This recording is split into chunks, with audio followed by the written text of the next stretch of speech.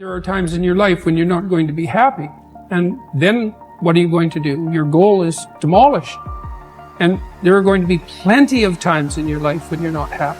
There might be years. And so it's a shallow boat in a very rough ocean.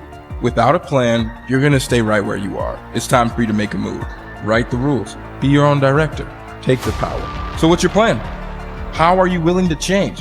What is it that you're going to do to make a difference? Make today different than it was yesterday? What actions are you willing to take?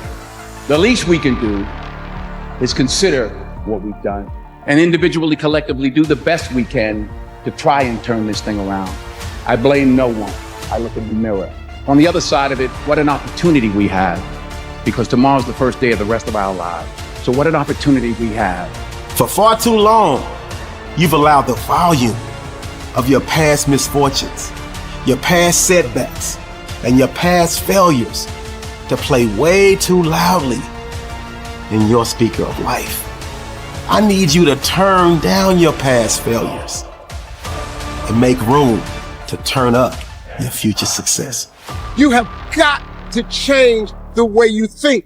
It is the whole determining factor of where you go in life. We are all where we are today because we thought ourselves to this position. If you don't like the position, think yourself out of it. You know what passion is? Passion is an emotion. It's an emotion without an action. Passion will get you nowhere. Inner drive will get you nowhere unless you act on it.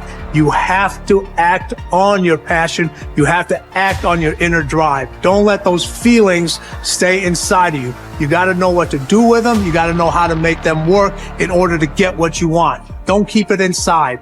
And so embrace the fact that you're going to have to sacrifice and suffer to some extent. Once you've embraced that it's going to happen, it's almost not that bad. Push yourself, get it done, make it happen. Stop looking for external motivation and start building that fire inside of you.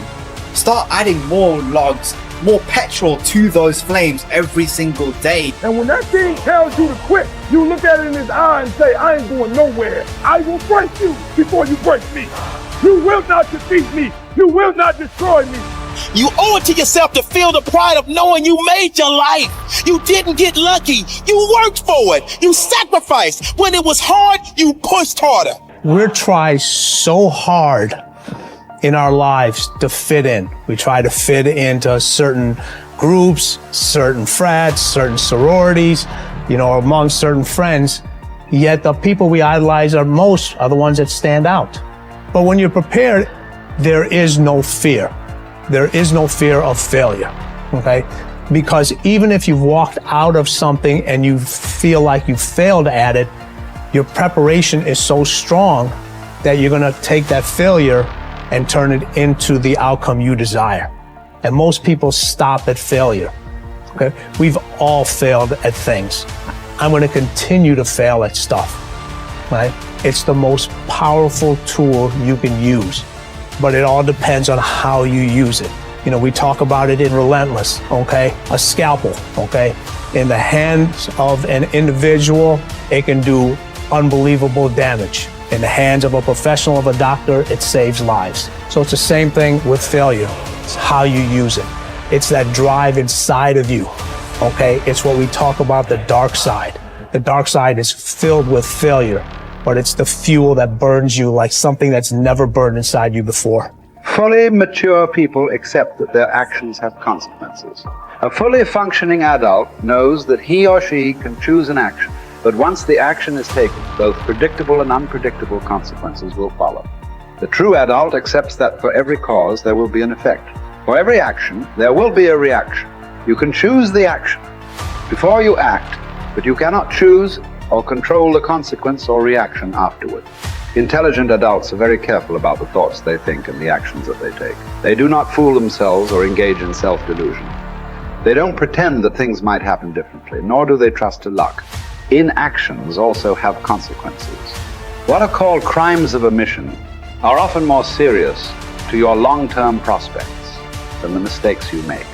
Omitting to think through your values, set clear goals, make plans, commit to excellence, and so on, can be disastrous to your possibilities of great success. The starting point of success is the acceptance of reality. What cannot be cured must be endured. Often people will come to me with challenges they are facing, and I will ask them this simple question: is this a problem or is this a fact? If it's a problem, it's amenable to a solution. There is something that you can do to change it. If you are not happy with the situation, it is up to you to go and do whatever you can to resolve it. A fact, however, is different from a problem. It is something that exists, like the weather, like rain or snow. There is nothing that you can do about it. You can solve problems, but the reality principle says that you have to learn to live with facts. Something unfortunate that has happened is a fact. A sale that did not go through, a business deal that collapsed, a relationship that didn't work out. All of these are facts. Many people waste an enormous amount of emotional energy struggling with facts when they would be much better off concentrating on doing better in the future.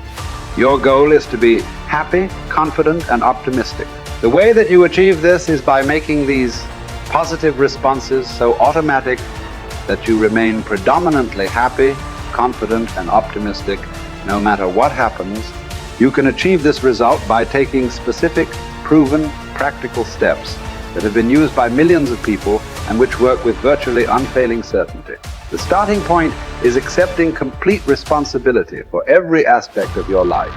The law of sowing and reaping, whatever you sow or fail to sow, is going to determine what you reap in the end. The law of accumulation reminds us that everything counts. Every positive step you take is moving you toward building a great life for yourself. Every positive word or thought or image is deepening your belief and increasing your confidence in your ability to achieve wonderful things. Finally, remember the law of reversibility. If you act in a manner consistent with high performance and high self-confidence, those very actions will generate the feelings consistent with. Every positive, constructive action that you take in the direction of your dreams and goals will reinforce your belief in yourself and in your ability to accomplish your ideals. Challenge for building good habits and breaking bad ones is often finding a way to pull the long-term consequences of your bad habits into the immediate moment, so you feel a little bit of pain right now and you feel good, and the long-term rewards of your good habits into the immediate moment, so you have a reason to repeat it again in the future. Each behavior casts a vote for the type of person that you want to become. And if you cast enough votes for that type of identity, you start to believe that about yourself, right? Like if you go to church for 20 years, you believe that you're religious. You study Spanish every Tuesday for 30 minutes, you believe that you're studious. So in that way, your habits provide evidence of your desired identity. And I think that that is probably the ultimate reason that habits are so important. It's true, like habits can help you earn more money or be more productive or lose weight. And all that stuff is great. But in addition to the external results that habits provide, they also shape your sense of self. They are the engine or the avenue through which you learn to believe things about yourself. You have to have just one thing in mind: keeping on track, closing out all the noise and the clutter that gets in your way. You've got to identify your target. Let nothing stand in your way. You've got to keep your eye on the target until you've released the arrow. Let nothing capture your attention unless it's in the best interest of your ambition. If you don't keep your mind on what you're doing, if you don't keep focused on the task at hand, it could slip right on by you. Wherever you are, be there. Whatever you're supposed to be doing for the moment, do it. You can't be thinking of everything you have to do at one time. All the time. You have to concentrate on just one thing at a time. One project, one job. You have to take it one task at a time and complete it. Do what you've set out to do. Keep your mind only on that one task. Why? If you don't, you won't accomplish anything. Concentration takes a lot of discipline. It takes a lot of discipline to demand privacy, to keep the do not disturb sign on your door while you're in the middle of an important job. It takes a lot of discipline not to answer the phone every time it rings at home. That's why they make voicemail and answering machines, so you don't have to answer the phone every time it rings.